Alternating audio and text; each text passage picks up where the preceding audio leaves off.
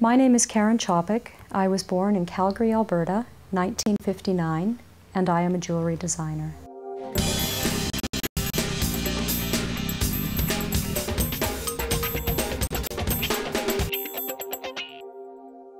I come from a family from Eastern Europe, and my grandpa and grandma, they're immigrants. They were immigrants, they're dead now. They had a little farm in southern Alberta. They spoke very little English. They had no running water in an outhouse.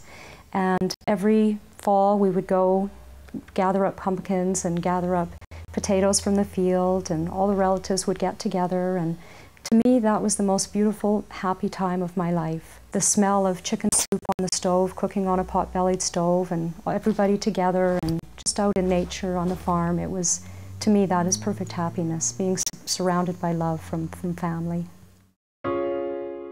I guess my greatest fear is that someday, as a designer, I think all of us probably think this way, someday the well will dry up. Thankfully, I'm a prolific designer and I come out with a new collection twice a year. However, I've heard horror stories of people that go into a dark phase where they can't create, and that is a very big fear for me, that I'll become redundant. What makes my heartstrings sort of tug are people that have to overcome great obstacles, whether it be through coming from a background of poverty and making their way in the world and creating a name for themselves, like let's say Oprah Winfrey. What she's done for women has been fantastic, encouraging America to read again. I think she gives back a lot, and I think she's a very sincere person. I think that I'm very open-minded, and because of that, I sometimes lack judgment. At least my friends and family seem to tell me that, and people can kind of pull the wool over my eyes, but I am getting better. As I age, I am getting better, but I tend to accept everyone. Even if they're wrong, I try to look at their point of view, and sometimes it comes back to bite you in the ass. I have a real problem being an open-minded person with people who are narrow-minded and judgmental. It drives me crazy.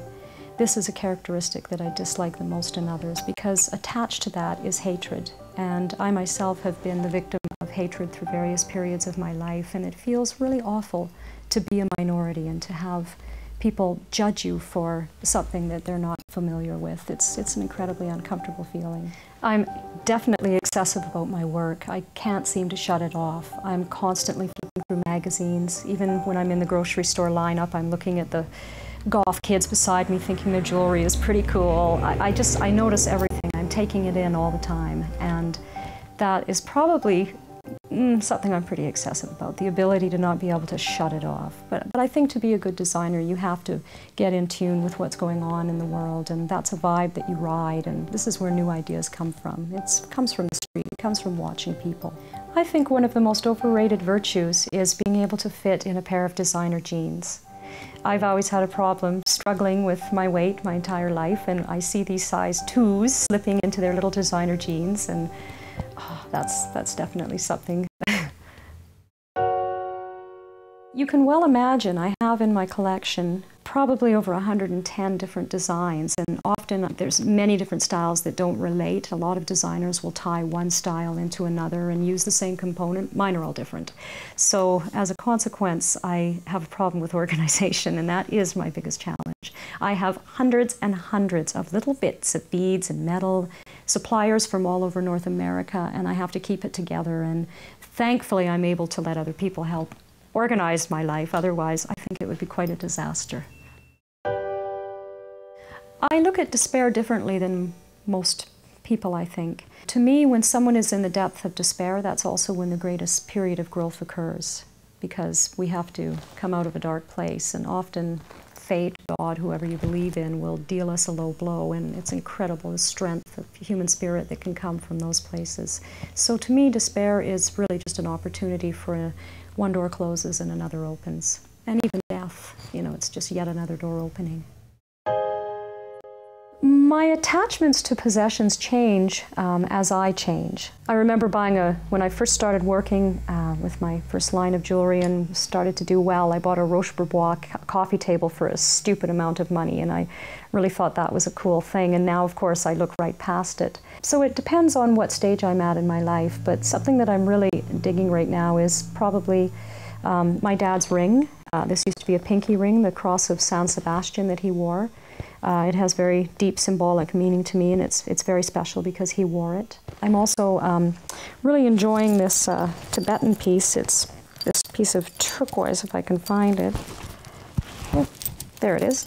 It was worn on a lama's headdress, or hat, if you will, and it's probably about 500–600 years old, and it gives off a really cool vibe. When I wear this, I feel very safe and protected.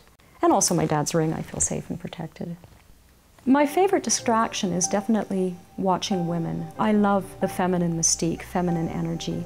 I think women are very complex, incredible beings, and there's such depth and such emotionality and life, you know, in the female spirit. And so I tend to watch women. I love the way they dress, even if it's casual, you know, the way they put their things together, the way they communicate in a restaurant, the relationship between a mother and daughter, just the complexities of watching women.